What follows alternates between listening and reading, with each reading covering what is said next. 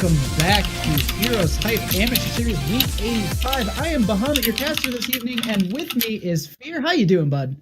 Good, man. Ready to get into some more games. I think we're jumping to the other side of the bracket to see who's going to be going up against Oh My Science here. So it looks like we're going to have, I'm assuming, number one innovation versus... No, that's not right. We're going to have East Coast Revolvers versus, I just updated the bracket, so it went away right away. Yeah, I don't know why that happened. Those guys. East Coast Revolvers versus those guys. So they will be on the left and right. Okay, cool. Wonderful, wonderful. I am excited. We're going to be going into, guess what? Guess what the map's going to be? Battlefield of Eternity Night here on Wednesday.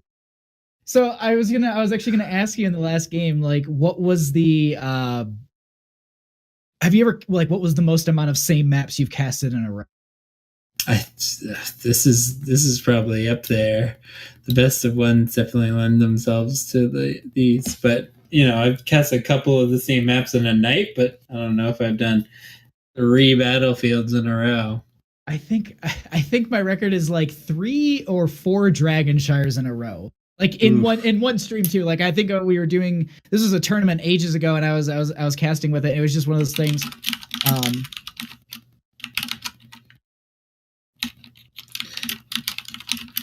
It definitely lends itself to it in the best of one format.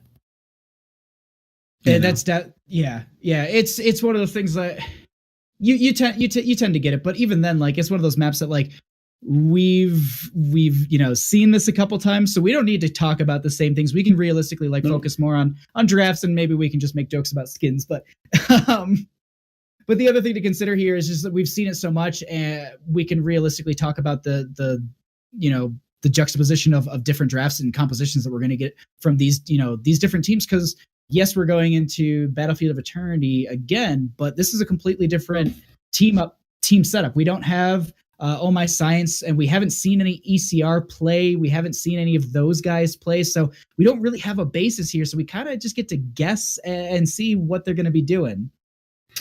Yeah, Junkrat, I'm hoping. I mean, I can't blame you. I can't blame you at all for wanting that. We got Li Ming. Just try Junkrat. Just try him a little bit. Exactly. That would. I wonder if people just aren't comfortable yet. You know, it might be one of those things, or maybe they have a strategy that they might want to save, or they don't want to just show what they're working on. I've talked to some other teams that I cast, and just they give me a lot of good information. That, like, I can bounce ideas off to them. Like, shout out to Alaska. Just they basically are, I can be like, can you throw a Junkrat into this composition? Will it work or not? And they, they're really, really good people to just, learn off of. And the one thing I've heard is just, it's, I don't think it's there yet. Like, I don't think it's a practice thing that people have gone through and kind of figured out exactly how they want to play him and in what kind of style. So it's one of those things, like, maybe it's just people are still waiting to figure out where they want to play it. I think there's a lot of subtlety to playing him between bad and good, and then between good and excellent Junkrat. I think there's just going to be there's a lot of space there that people are trying to make sure they fill, and they feel more comfortable on their Greymanes and their Valas and their Mages right now. So, just stick to those. And yeah, I mean, but then again, you never know. I mean, Greymane pickup on the side of East Coast Revolvers, not a bad idea. We've also seen ETC on this map is very powerful. The question is, do we get the Rhaegar or do we get the Stukov? Because that seems to be the trend. Zul'jin, straight away. Yeah, of course. And that's I an early Zul'jin. The idea here is they maybe think that Zul'jin has a lot of race potential. Maybe even more than Vala. Now that Vala's hungering arrows, seen that small number nerf. I was thinking about it myself, how viable he is when you get the level 4 talent that makes you take the damage and then heal up. I was thinking that it could be pretty effective in a Rhaegar Sonya. No Sonya play coming in today, really. Except for the 40-minute Garden of Terror match I had earlier. My friend was just like, Sonya just exploded me, and I was just like, all right, let's see your talents. Okay, we're at 7. We've got War Paint, we've got follow through, or not follow through. focused attack and then poison spear, and he was just like, I've never seen it blow someone up like that. And I'm like, that's a good Sonya who was like, she was just sitting there just waiting, and she just popped everything on. It just like, I think he was at like 3/4 health, and he just absolutely just demolished him. You just pop Wrath of the Berserker, and if you hit the poison spear, most people are gonna take half their HP and damage. Tassadar ban, scrape in against children, instant Alarak, but then waiting on the other pick. And I think we saw how powerful Alarak was on this map last time. If you can push into the boss stuns, if you're hitting more than one person in your combo, it's pretty insane. And you have Zul'jin backing them up, poking them down, and then Alarak just sort of pulling them in for that final combo to finish them off. Because the Alarak combo doesn't realistically do enough to burst you down like a Kerrigan, but it does the silence definitely. It allows it to happen quickly. And a Brightwing. I think a great pick against Sonya. I was personally thinking more along the lines of Lieutenant Morales. But then again, the Brightwing does counteract that Greymane a little bit. Rhaegar, if they do go more into that dive-centric comp, Sonya does fit in with that with the Mythical Spear at 13, if I'm not mistaken. Yep, 13. So, I mean, typically it's what we see. And just, even then, you don't even have to take that. You could take Leap if you really want to use that as the engage. But realistically, yeah, this is a dive comp, and we are going to counter it with a Brightwing. But Diablo and Leaping. Double reset. So I think we're seeing a lot of the same things that people think are strong. But the Brightwing, I think, is the X factor here. She does effectively zone out, and I mean the polymorph is insane. It can really turn a dive into a suicide, and then the Emerald Wind just they engage, they get a gain engagement, and you just say no, Emerald Wind, sort of like Gust, where you say I'm not interested in this, please go. Go exactly away. I'm looking at this draft and I'm like, all right, maybe you put your Alarak in that solo lane. So Brightwings with the 4-man with Zul'jin, ETC, but who's going to round that out? Zarya. So I was going to say it has to be a support. Yeah, I was thinking it has to be a support. It's sort of a half support. She's going to do a lot of siege damage with the Immortal. This is quite the interesting comp. So I think you're right. I think we have Alarak solo. I think we're putting Zul'jin in our 4-man with ETC Brightwing, or maybe even Brightwing solo. And then so Zul'jin can focus on his quest, and maybe Alarak as well. But that'd be a truly supportless 4-man if Brightwing was soloing. So I'm thinking it'd be the Alarak that top Alarak. lane.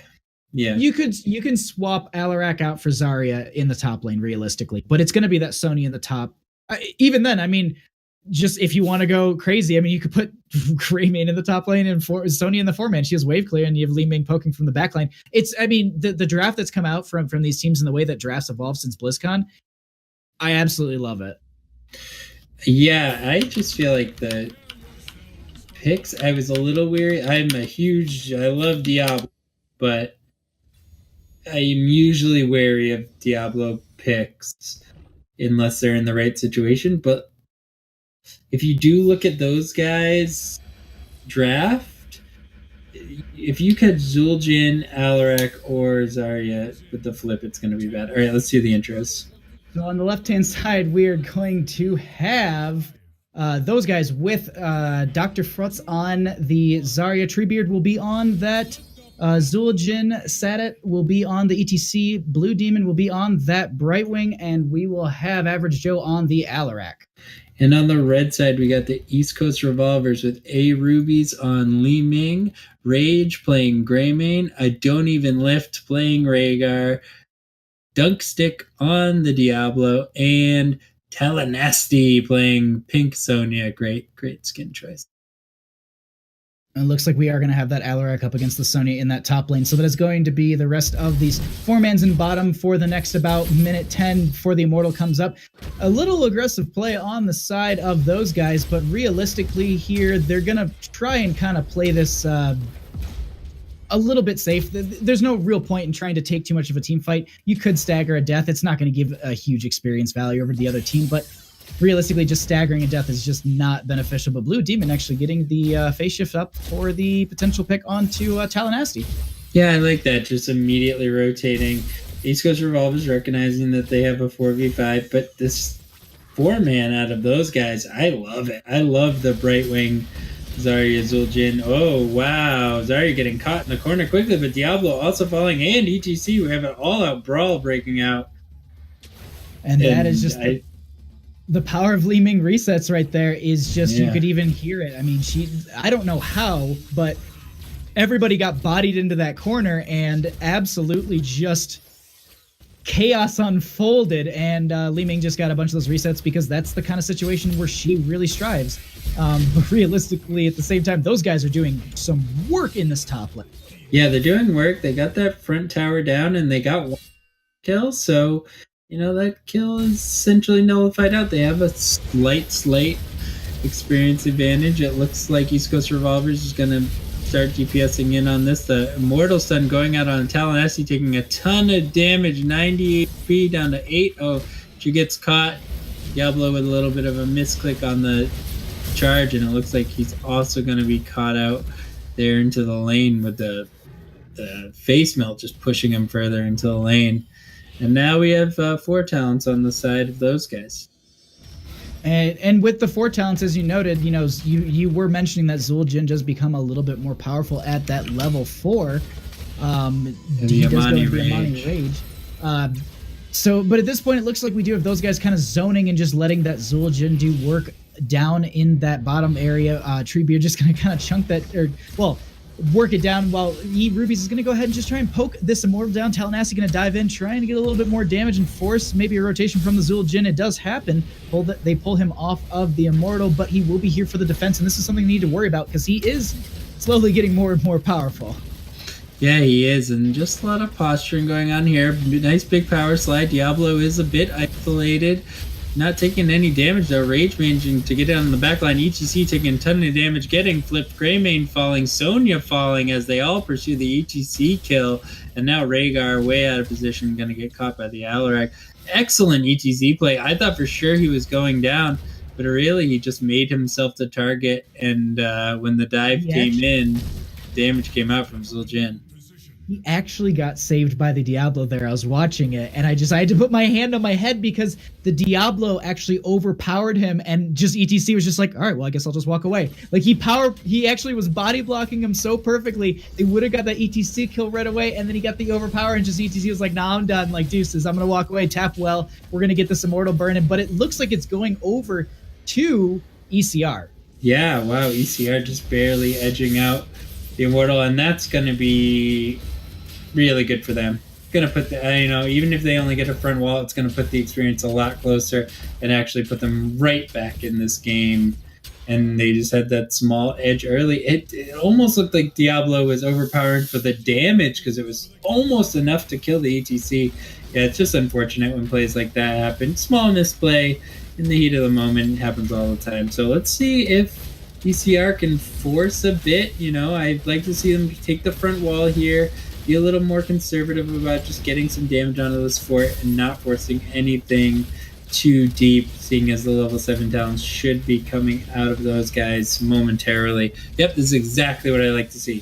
40% damage onto the tower, just soaking. Talanasti taking a bit of damage, but he will tap and he should be fine and be able to clear this camp relatively easy. And we have a big rotation coming down on Brightwing. If he's not going to recognize this, he's going to be slammed and murdered almost instantly.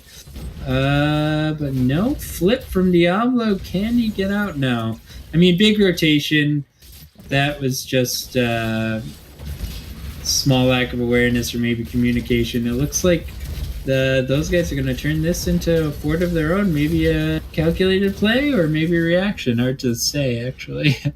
I mean, realistically, they did do the most convenient thing next to them, and it was pretty smart of them. They didn't rotate down. They just said, you know what?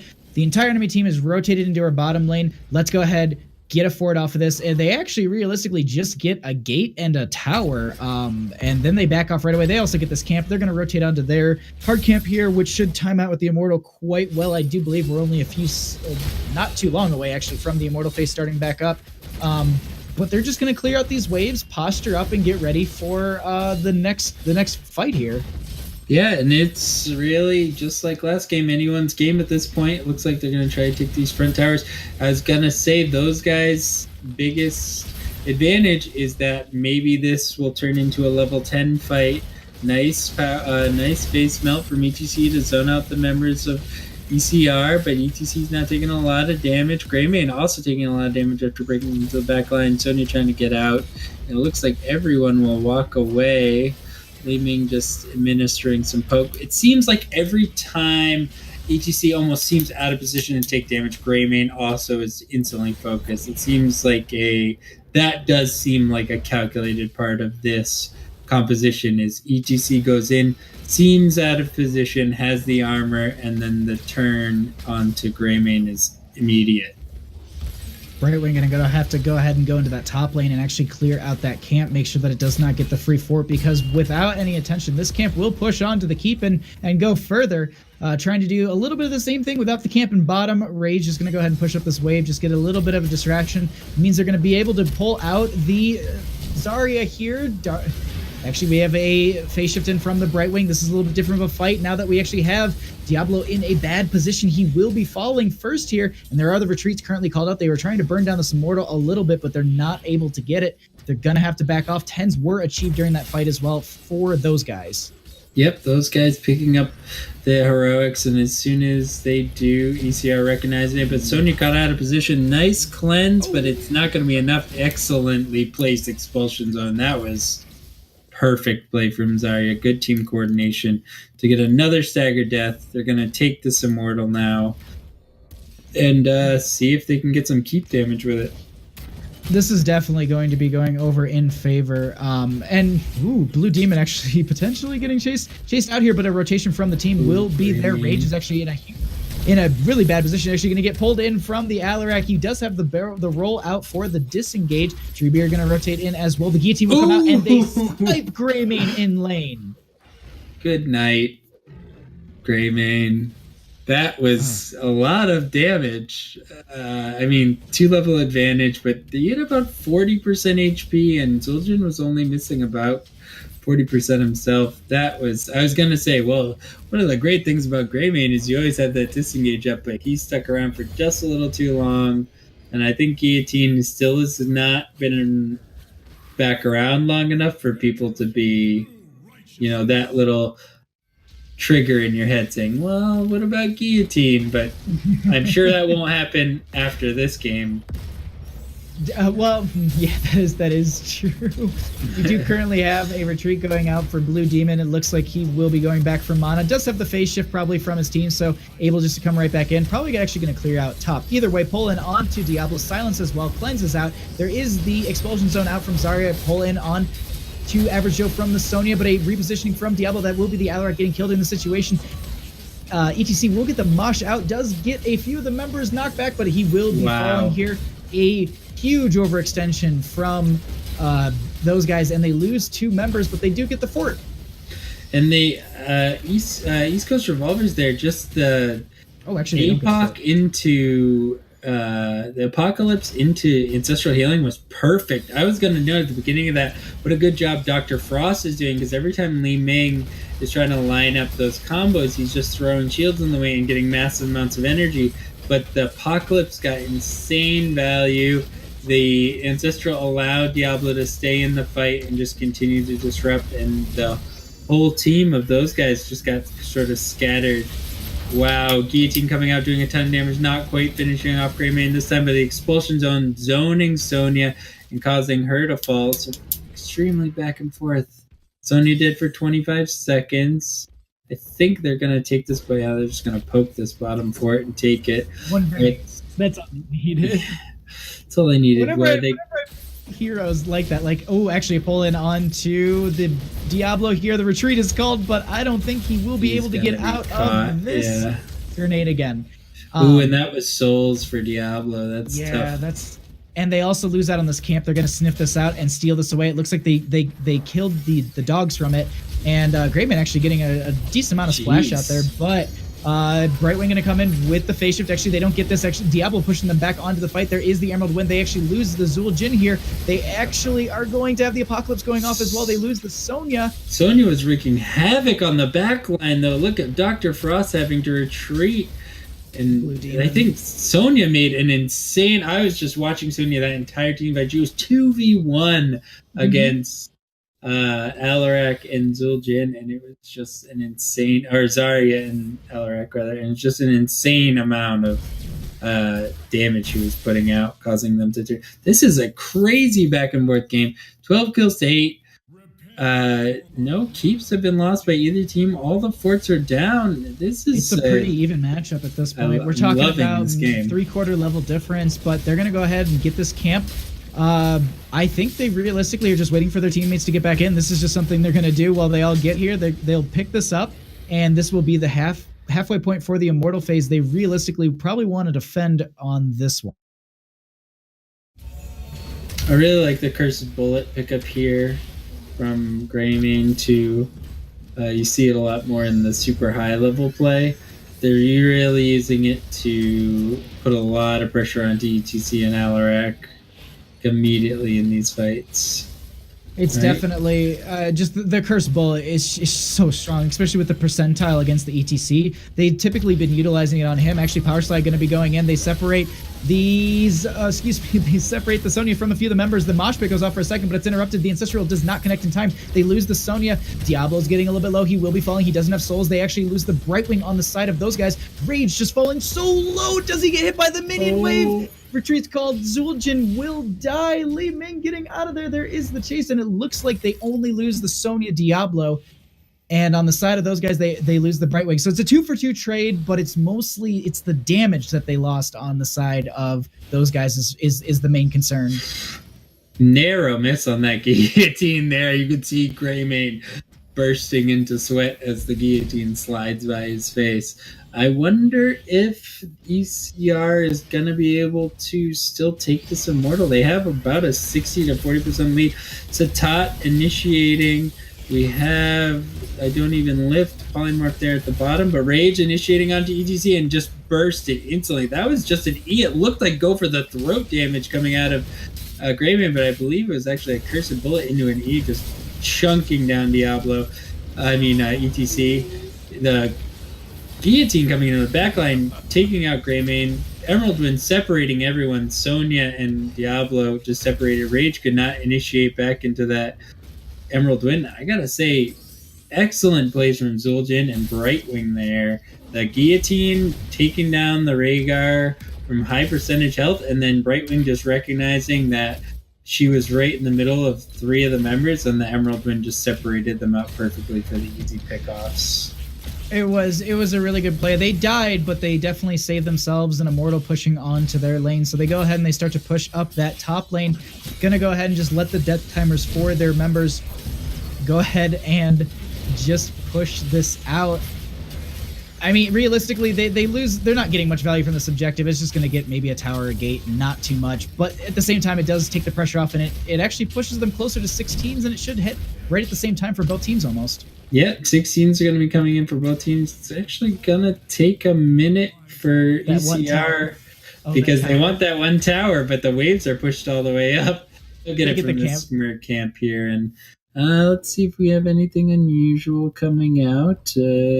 Potential bush party right here on the side of those guys. They're just kind of posturing up. It looks like they're just going to rotate right out of this on the side of ECR. They don't want anything to do with a fight. And it looks like realistically what they're doing is I think they're just avoiding fights till the Immortal phase. Just getting some lane pressure in this situation is really, really powerful for them. Talenassi just not barely reaching over the wall there with that Poison Spear. Actually, not even taking Ancient Spear, taking the a spell block. I'm trying to remember it off the top of my head. Spell Shield, close. But actually taking Spell Shield at 13 there, it's a variation, but I see the purpose for it. Alarak, all day, right? Or the guillotine. Both are just there's a little bit out from everyone that they don't want to deal with, and so it's definitely a benefit to have. But this Immortal phase should be starting up quite soon once they actually push back these lanes.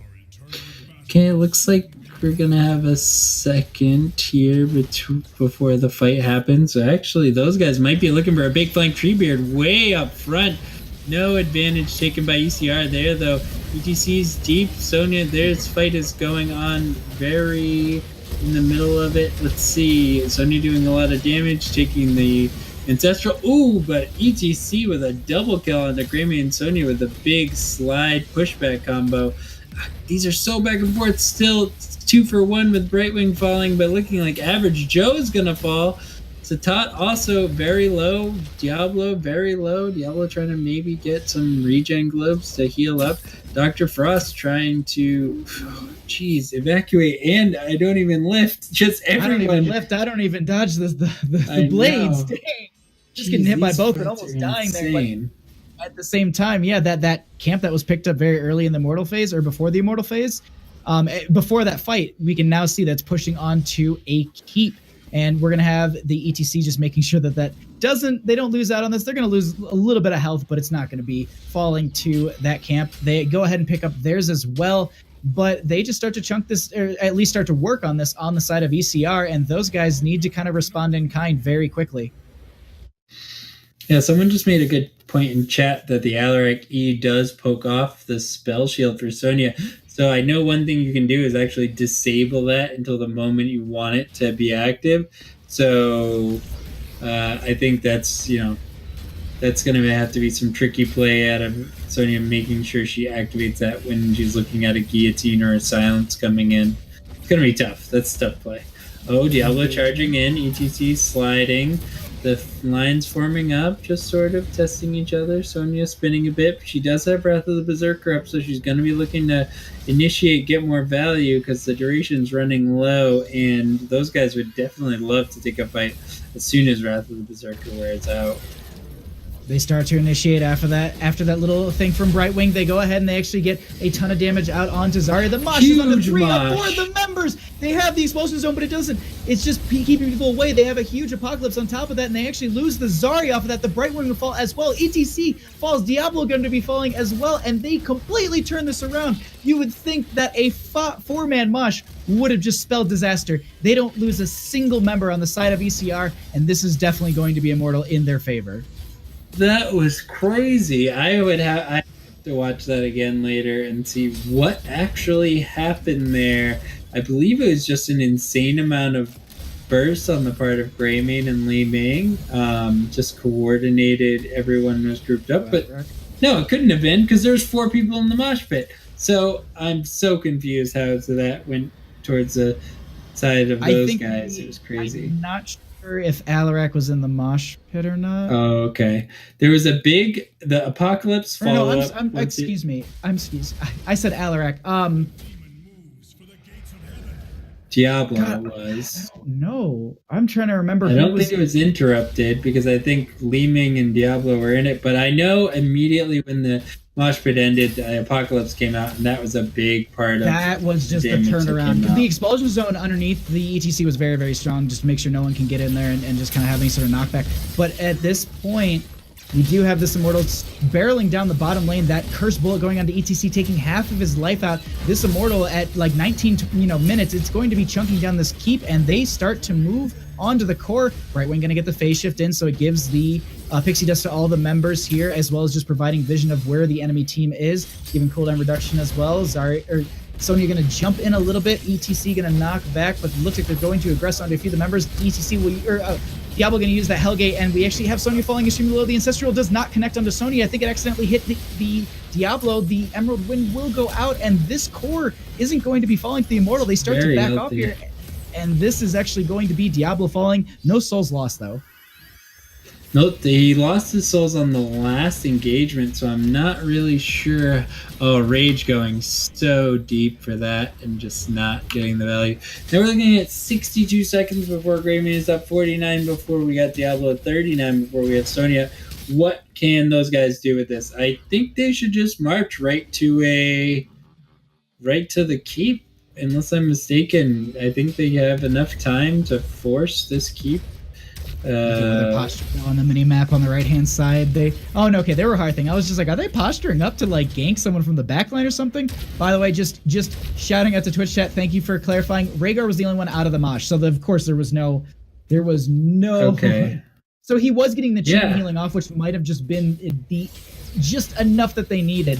And they're gonna actually do exactly what you said. They're gonna aggress onto this bottom keep. Li Ming getting quite a bit of damage though onto ETC here. I'm guessing it'll just be a front wall play here now, just because of how short the res timers are at this point. And you die, this game's over. So it's smart. Taking the front wall. Both teams are 20. Just backing up anything crazy at 20. We got the guillotine upgrade, which is guillotine continues forward, rolls, and if anyone is killed by guillotine, Juljin instantly full healed. I like that it just literally says Juljin is instantly healed to full. On top of Storm Shield, we've got the rewind that sacrifices statism out of Alarak. I'm not sure if that's the typical level 20 choice, but we got a fight coming in here. A little bit of a fight here. Just posturing though. Doesn't look like they're really going for much. Dr. Frost is going to be just kind of poking and making sure they continually get vision. Slide. Taking quite a bit of damage. The mosh comes out, but it's immediately interrupted. APOC is used. One of the members is actually stunned. Brightwing gets the Emerald Win, and that will back them off. Yeah, also, just avoiding the apocalypse with the ice block. That was really, really strong for the Brightwing there. Yeah, avoiding everyone was ready for the fight. The instant cancel on with the wave of force. Sonya now caught, actually taking a ton of damage. She can spin to win out just barely. The guillotine misses, but Li Ming way deep on the flank, and Dunkstick's gonna try to walk away, but also taking a ton of damage. And I would hope, camp pushing top, ton of this keep is going to fall unless Zuljin can manage to clear extremely quickly. This is what I was noting. That shaman is insane how quickly it can start to burn down towers, especially we're 23 minutes in the game. Like, this Immortal could be or is going to be game ending, in my opinion. At least where it's currently standing, if those guys can take the Immortal at the place it's in currently, this is just, in my opinion, this is going to be game ending, because fully shielded 25 minutes that we're going to be at when this thing finally gets in lane, like, it's terrifying. Yeah, I almost wonder if those guys could have just ended there. Force the 4v5, let that top keep fall. The shaman is not going to kill core, and then maybe force a 5v3 on the keep and try to force core. But this is the safe play. Fully shielded Immortal, but it's going to be a 5v5 fight, and they do have to go through a keep as well. I think you're right, though. The power level of this Immortal, with this much shielding, is going to be crazy. Blue Demon can just play back. Mosh is coming up in 8 seconds. I mean, all the cards are lining up for those guys here, short of getting caught by this party push. We have a party push. Do they go in for the flank? They do. They get right into the backline. Average are going to get there will be the Brightwing phase shift in. The Unstoppable is used. They do get the counter-strike. The Guillotine does go out onto a couple members, but there is a huge mosh pit. And there was also an Apocalypse at the exact same time. Good night. Some of these members are just falling so low. They lose the Li Ming and the Gray Man and the ETC and the Rhaegar. They get the... Brightwing, no! Unfortunately, they get the spear in from Stony onto Brightwing, the poison over time, but that is going to be GG already called. That counter-strike on the Hellgate, I believe, is that the name of the Diablo Blink, where he spawns the single Apocalypse rune? That was incredibly well done. Diablo had a great catch on Alaric there, and Alaric recognizing I'm just going to pop counter-strike and become unstoppable. And he became unstoppable, and it proc the counter-strike. He dished out huge damage. I really think that was the turning point in that fight. Such a close game. 25 minutes, much different. Actually, I don't know if you just saw that. Those guys' core was at 47% at the end. I was just about to say it was. I was gonna let you finish your thought there, and I was about to be like, but that core at 47%. Like, that was a little bit worrisome towards the end. I was like, I mean, because we talked about scaling of Immortal and things like that. Like, we also need to talk about the fact that there is catapults that scale throughout the game, and they're going to be doing an insane amount of damage. So But it looks like we are going to be having those guys taking the game, and they will be advancing to the finals, which I believe should be, yes, Oh My Science versus those guys, which will be a best of 3. So will we be starting on Battlefield of Eternity? 4 games, let's do it. We're definitely going to get to see a different map. And no, you heard the new HGC rules. You get to play the same map over and over again. So it's just all Battlefield of Eternity the rest of the night. Thanks for coming by HeroesHype. Salty run back, yeah. Salty run back on the Battlefield. Let's see. Those guys, I feel like their composition was strong. Their play was extremely strong. I didn't see any. It was such a back and forth team fight style. There was not really any situations where people were caught out by themselves or caught by rotations, short of early interactions that didn't really matter. Is there that level of play they're bringing going to be enough to bring down Oh My Science? Because Oh My Science just looks like so refined, and their strategy seems so well thought out and executed in practice. Can those guys bring it to them? But this is a different kind of composition, and I think the Bright Wing and stuff really shut down that aggressive play, which we've seen Oh My Science play a lot. So interested to see where we're going to come on the maps, if we're going to actually see some macro games tonight, or where we're going to end up. Fights. We're going to have... You guys heard of Braxis Holdat? We'll do Battlefield of Eternity, then we'll go to Infernal Shrines. Like we'll just stay on the Diablo tile set. We'll stay on the Diablo themed maps. But the thing is though, on the note of those, they're played so much because I think that they are much like how we talk about Curse Hollow, where there's a lot of versatility with the macro game that you can play. Battlefield of Eternity is like the juxtaposition. There is a macro component to it. Yes, every map has one, but it's more about micro play at that point. It's more about playing against the enemy and strategizing and making sure that you're taking these fights where you get a 4-man mosh, but then you turn it around with a 5-man APOC. Just absolutely stuff like that is something that I really look forward to on the smaller maps. And as you said, like Braxis Holdout as well. I mean, you start to play a little bit more of that micro. Yeah, and just like that battery play where he was Lucio and pushed up, forced the Valir back and then backed himself. He won the game with that crazy, just smart play, so just the little plays like that on Battlefield can make all the difference rather than your constant positioning. I would like